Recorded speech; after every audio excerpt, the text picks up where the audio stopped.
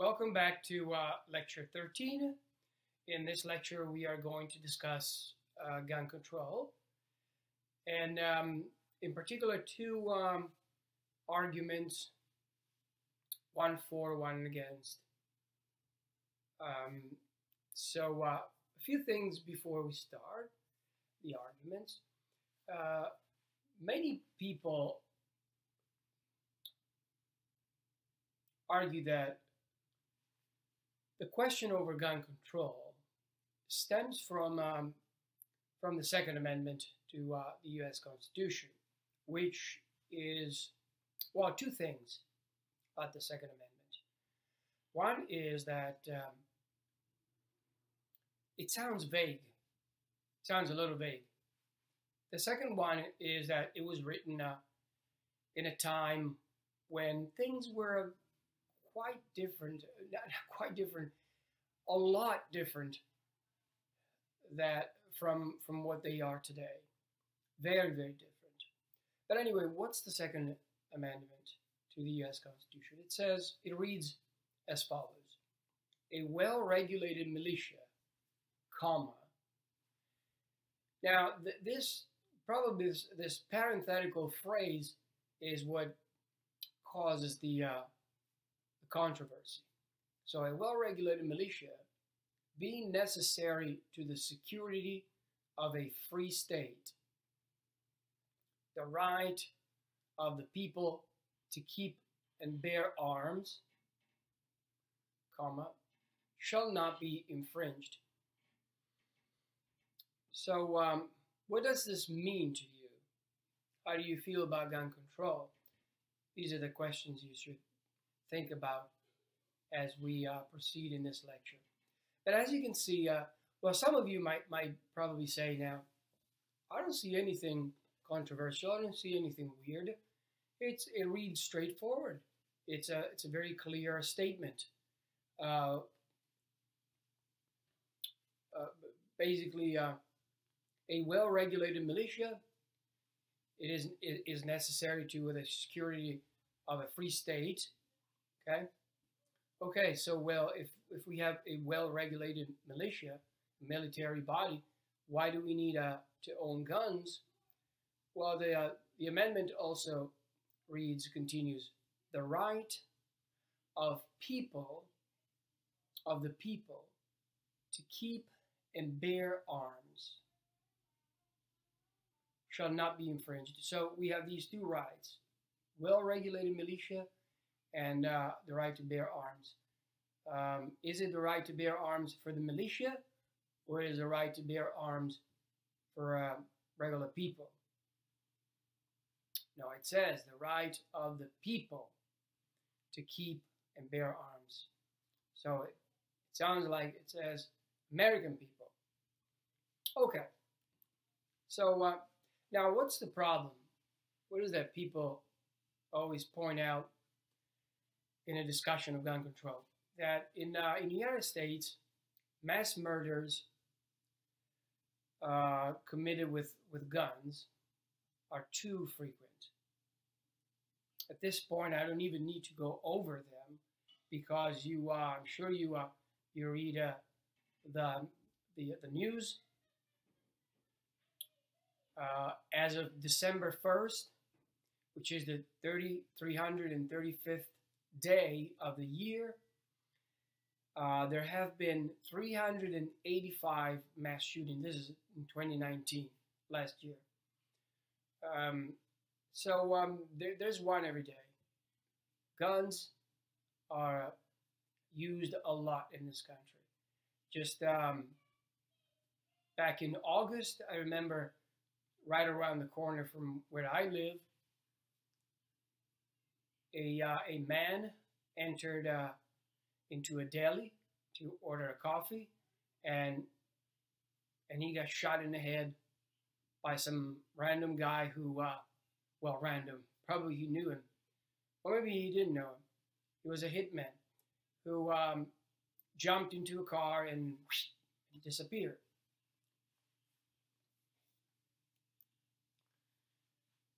So gun regulation in other countries is very strict. It's only in the United States where you find guns so easily. For example, consider that in the United Kingdom, country that has probably the strictest gun legislation in the world,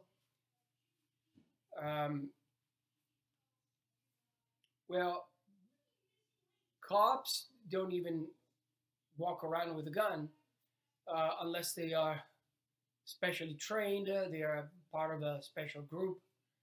In Australia, also, the state and federal government have enacted increasingly restrictive firearm legislation. They want to get rid of the firearms. They want to get guns off the hands of people, because people don't need guns. We don't need guns. We need to talk to each other, not use weapons. In China, citizens have no right to keep and bear arms. There's no reason why the citizens should bear arms when you have a well-regulated militia. Now, let's talk about the first argument. The first argument is against gun control. Not only against, but it says it is not enough. Gun control is not enough. We have to do even more than that. This piece was published in the New York Times a few years ago, maybe a couple of decades ago now, by Jeff McMahon. He's a very famous British philosopher. Now, let's look at the argument. It's very interesting. So the main argument works like this. It has 4 premises and a conclusion. The first premise says, gun ownership increases violence, not safety. Okay? Now, this is a pretty uncontroversial premise, although many people would take issues with this premise. But it seems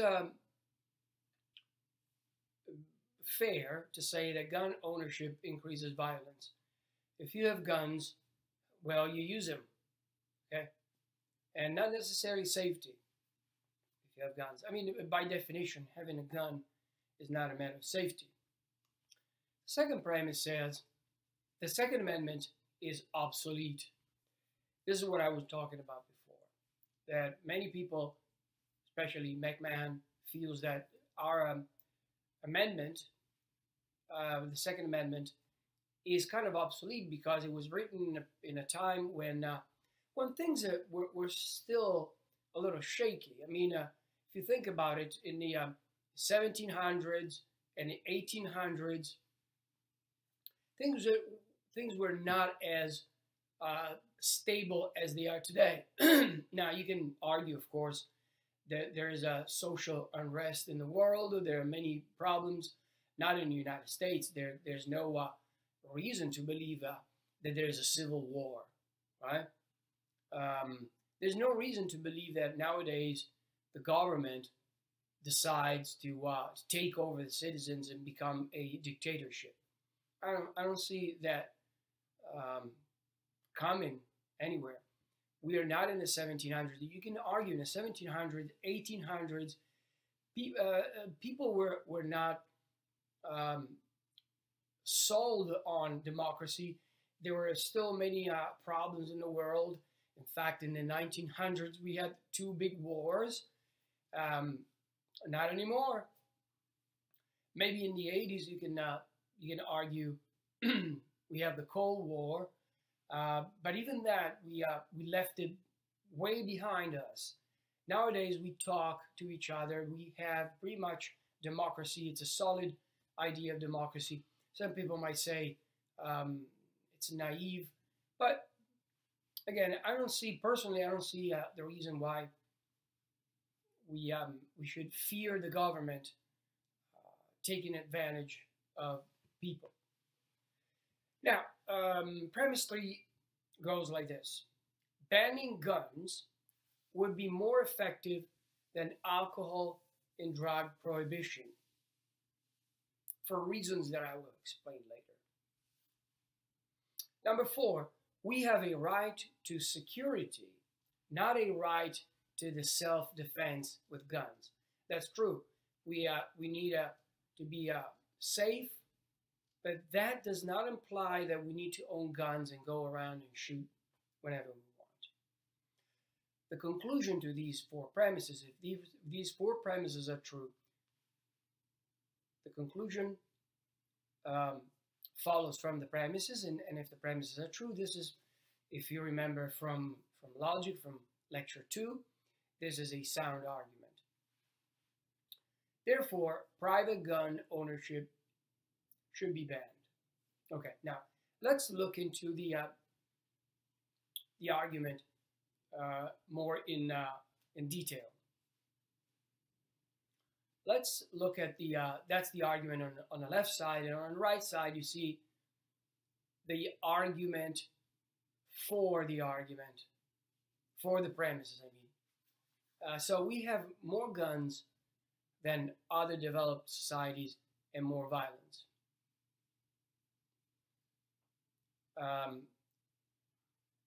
Now, this argument that you see on the left, let me make it clear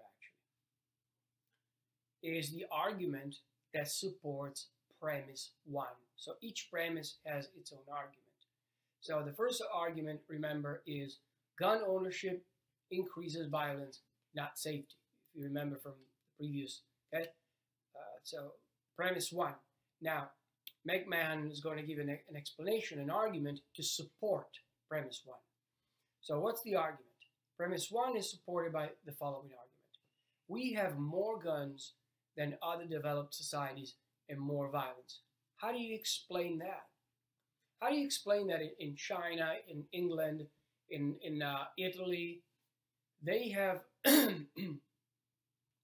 less guns, we have more guns, so according to some argument that we need guns for safety, but then how do you explain that we have more guns than any other country in the world, and yet we have more violence? Now, you can say, well, we don't know if there's a direct correlation. Correlation can be established just by a simple supposition that there are two things that relate to each other. So, but in any case, it's a fact that we have more violence, and at the same time we have more guns. All right. Second premise, like nuclear arms race, to compete, criminals get more powerful guns and better strategy. So essentially, criminals say citizens have guns. So in order to overpower them, we have to get more powerful guns and better strategies. This would not happen, according to McMahon, if guns were not available in the first place. So what happens then? It happens that ordinary conflicts escalate. Okay, so instead of arguing and yelling at each other and fist fight, we use guns and we kill each other. That's the point. The next premise says, premise D, there are more accidents and mistakes. Obviously, if you have a gun, there are mistakes, and when you make a mistake with a fist is one thing. When you make a mistake with a bullet, that leads to death. I remember I was myself in the army for 2 years in the paratroopers, and some kids were horsing around with their guns, and a bullet, well, somehow left the barrel, and and the other guy was taken to the hospital, and he died in the hospital. Unfortunately, accidents with guns typically lead to death, to the death of someone. Premise E, bad guys get good guys guns, typically, because they're bad, they know how to use them, and they know how to be evil and take the guns away. And consequently, our police are weakened. Okay? Now, what supports premise 2? Remember, premise 2 of the main argument was the Second Amendment is obsolete. As I said before, McMahon argues that in our society today, we don't need to have guns because we have democratic procedures. And these procedures are the best way of challenging the government, not to have armed militia and organize against the government. We don't need to do that. We have a solid, established democracy. We don't certainly need to protect ourselves from the government. And secondly, we now rely on Army, Navy, etc. for national defense. So we don't need to worry about that. The third argument, banning guns will be more effective than alcohol, drugs, and drugs prohibition. Now, so the first point is that the desire for drugs and alcohol is independent of what other people may do. And it's very powerful. It's not like the desire that we have for guns. The desire for guns depends on perceived security. If you feel secure, you don't need a gun. If you feel that you're not protected, then you buy a gun. Now, furthermore, another point that McMahon makes is that it's hard to, I mean, not impossible, but it's hard to ban drugs because people are psychologically attracted to drugs, and drugs create a dependence, as you know. But not guns. Guns don't create that dependence. You can actually quit using or owning a gun. It's not like quitting cigarettes and so on, which is has a very powerful, exerts a very strong power on people's wills. The fourth premise is that a gun ban would not violate our fundamental rights. So, McMahon points out that the relevant fundamental right is the right to security against attack. Okay? That right is respected by a policy that reduces attacks while also reducing one's method of self-defense. So in other words, if we ban the use of guns, we don't take away the freedom of citizens, okay? Because we don't have that right. We have a right to be protected. We have a right to life, liberty, and the pursuit of happiness. There's no mention of a right of life, liberty, pursuit of happiness, and bearing guns. So the conclusion is that private gun ownership should be banned completely, okay? Now, is there a right to own a gun? Well, according to Michael Humer, McMahon is wrong because we do have a right to own a gun. And let's look at this argument. It's very interesting. He says individuals have a right to own firearms. This right is significant in view both of two things: the role that such ownership plays in the lives of firearms enthusiasts, and two, the self-defense value of firearms.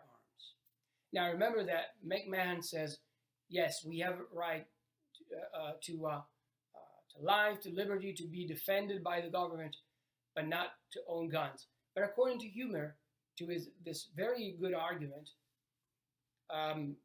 We do, and let me explain to you why and how. This right is not overridden by the social harms of private gun ownership. These harms have been greatly exaggerated and are probably considerably smaller than the benefits of private gun ownership. So, given the presumption in favor of liberty, there is a right to own a gun. Since we are free, we are free to own a gun. And so, according to McMahon, remember, we don't have that right. It's not embedded in our Constitution. But according to Michael Huemer, that right is implied by our Constitution, because if we have a right to liberty, we to be free, it is implied that we have a right to own a gun, unless there are positive grounds for denying such a right. Are there such grounds? According to Huemer, there aren't. We all agree that we do not have a right to harm others. For example, you don't have a right to go around and smash people's properties, or treat others as mere means, hurt them, exploit them, use others without their consent, which means exploit them. Now, Huemer asks, how is owning a gun doing any of these things? It doesn't, according to Huemer.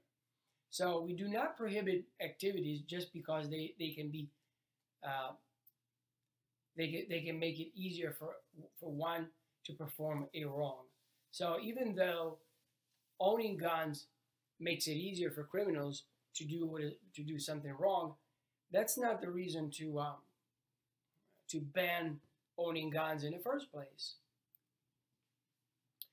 The risk associated with normal ownership and recreational use of firearms is very minimal, according to Huemer.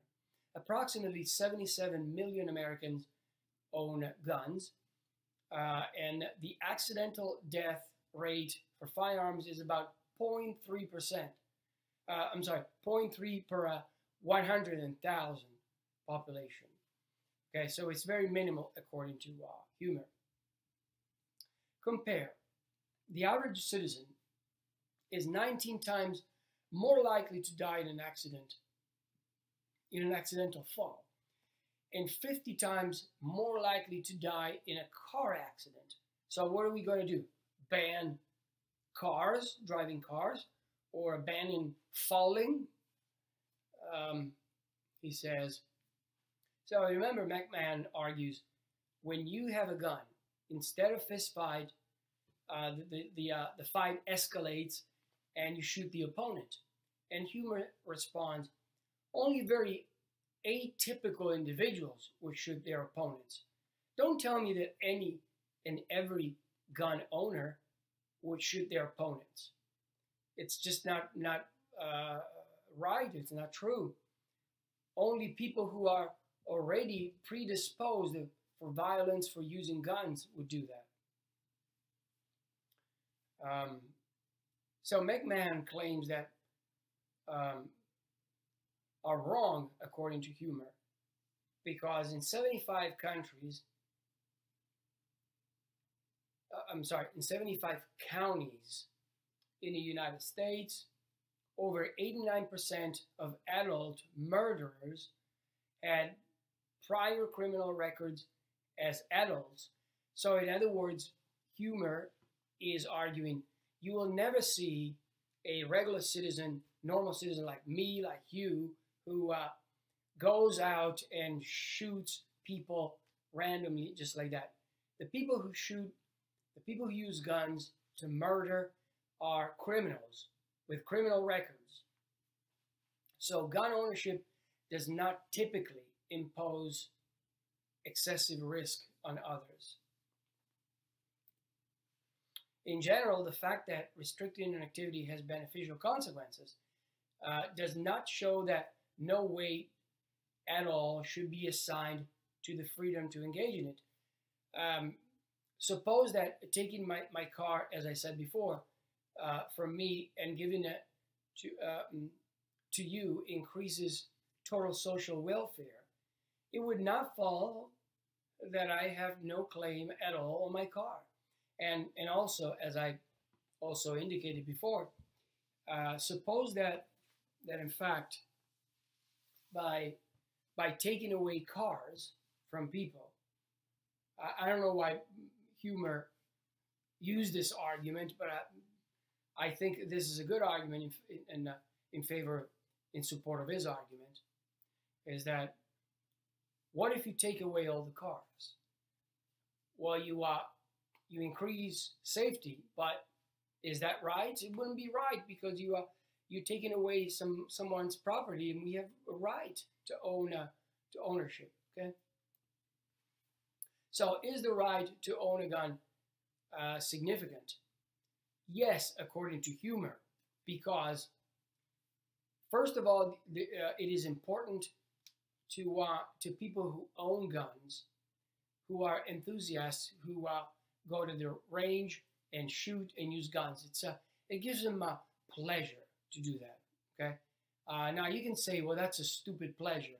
Why don't you collect stamps instead?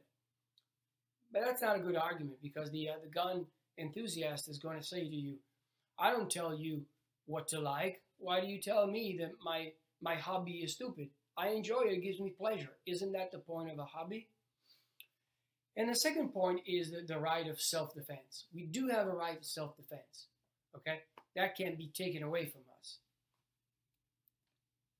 So let's look at the first one. The importance of gun ownership in the lives of firearm enthusiasts. Consider activities whose primary value is recreational or pleasure enhancing.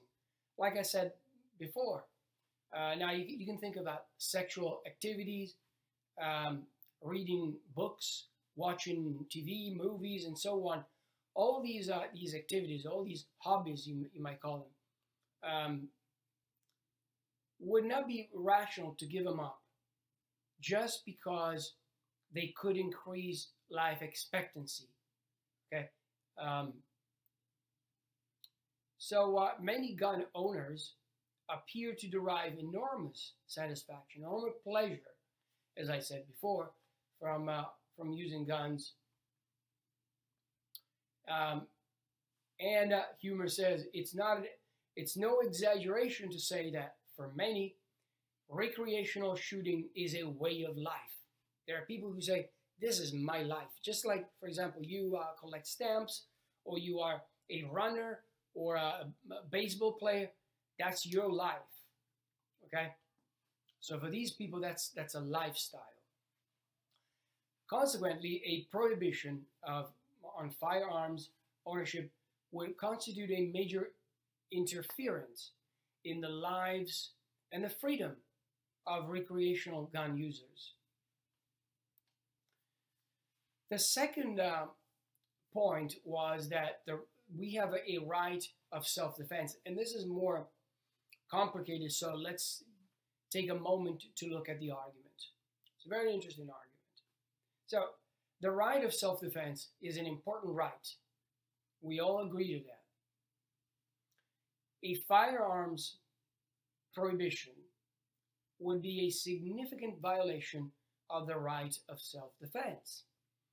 So what follows from these two premises? That it follows that a firearms prohibition will be a serious right violation. Consider this scenario. There is a killer.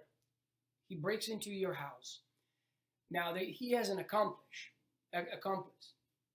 who holds you down while the killer stabs you to death. Okay. Now the killer commits the most serious kind of right violation possible, because he's killing an innocent person, let's suppose. So most people would agree that the accomplice's action is maybe not as bad as the killer who really stabs you, but it's up there. Okay, it's just as bad. maybe not the same, but it's very, very bad, almost as bad as the stabbing. So what makes it wrong? What is it that about the accomplice that makes his action wrong? Well, essentially, according to Humer, it is because it prevents you from defending yourself or from running away from the killer. Or in other words, this is a way of saying what the obvious, that it violates your right of self-defense. Okay, this is what we're talking about.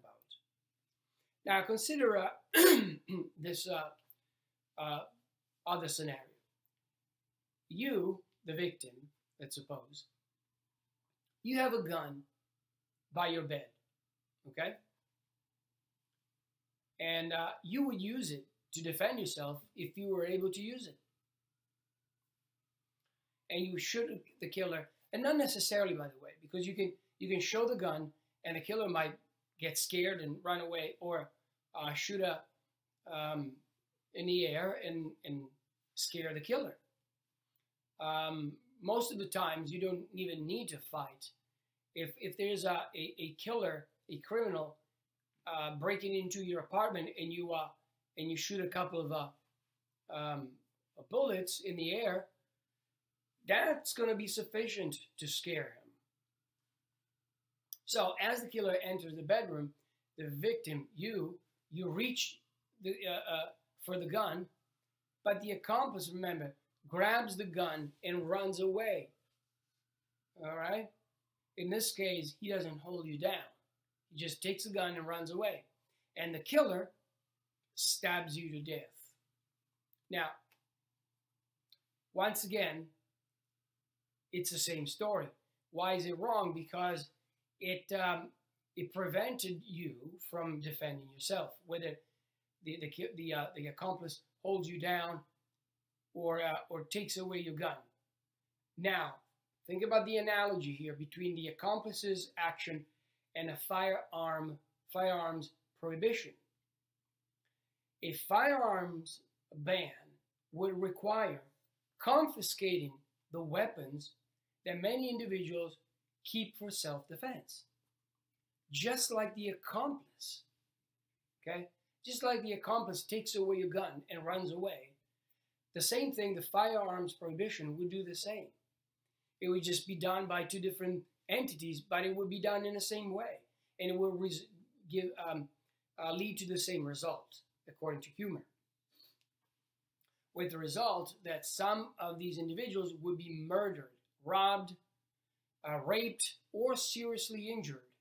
Why? Because your gun is going to be taken away. So if the accomplice's action is a major violation of the right of self-defense, then explain to me why gun prohibition is not the same. It's the same. It must be the same. Consider some objections. With a gun ban, the government has strong reasons for confiscating the guns to save the lives of others. But it is not true of the accomplice in the example. Okay? But this means that the government can take away my rights. At bottom, that's what it means. So the criminal, the accomplice, can take away my rights, and also the government can take away my rights, because that's what the bottom line is, according to Humer. We're taking away rights, and whether the accomplice does it or the government does it, it's the same story. Now, another objection is that the example differs from a gun ban. The murder is imminent at the time the accomplice takes the gun away. But that's irrelevant because suppose that the accomplice breaks into your house a day before, okay, and takes away your gun. And then the next day, they break into your apartment and you reach for the gun. Oh my God, I thought it was there, and you don't see it, and the murderer stabs you to death. Isn't it the same story? It's the same story. So it doesn't matter whether the murder is imminent or it's later. It doesn't matter. So firearms prohibition might be justified if the reasons for prohibiting guns were strong enough to override that right. But you need something very, very strong. Now, what must the cost/benefit ratio be like for the right to own a gun to be overwritten? So in other words, what do we have to prove in order to show that we need a firearms prohibition? Well, the harms of the private gun ownership have been greatly exaggerated. So you can't say that there's a lot of harm among people who own guns. The benefit of private gun ownership are large and greater than the harms that are generated from owning guns. And the harms would have to be many, many, many times greater than the benefits. You would have to say, now, right now is what? 0.3 for 100,000 population. It would have to be way more than that.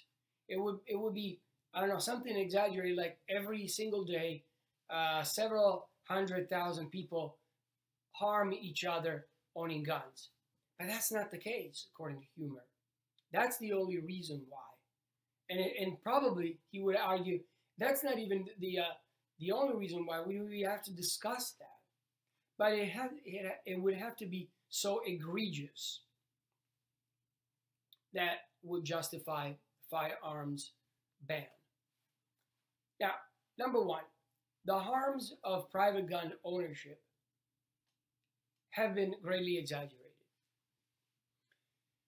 People like McMahon rely on the 43-to-1 statistic, which says one argument, which says gun kept in the home is 43 times more likely to be used in a suicide, criminal homicide, or accidental death than it is to kill an intruder in self-defense.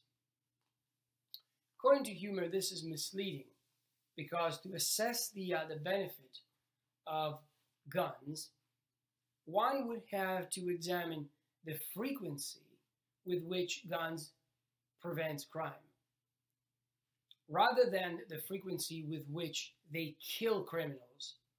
Because as I said before, don't look at how many times you kill a criminal. Look at how many times, for example, shooting in the air foils the plans of a criminal. Now, those are not taken into consideration in the statistics, in the study. See, and those are very important. And sometimes you don't need to shoot either. You just need to show the gun at the criminal. You say, I'm going to shoot you, and he's going to run away. So, a second problem is that 37 of the 43 deaths were suicides. Okay? And a third problem of the study, the 43-to-1, is that it only counts as self-defense cases that were so labeled by the police. Okay, so the police can label self-defense anything. A second type of argument against guns is comparison to of homicide rates between the United States and the other industrialized democracies. You remember, McMahon makes that point where the worst among all the industrialized and democratic societies.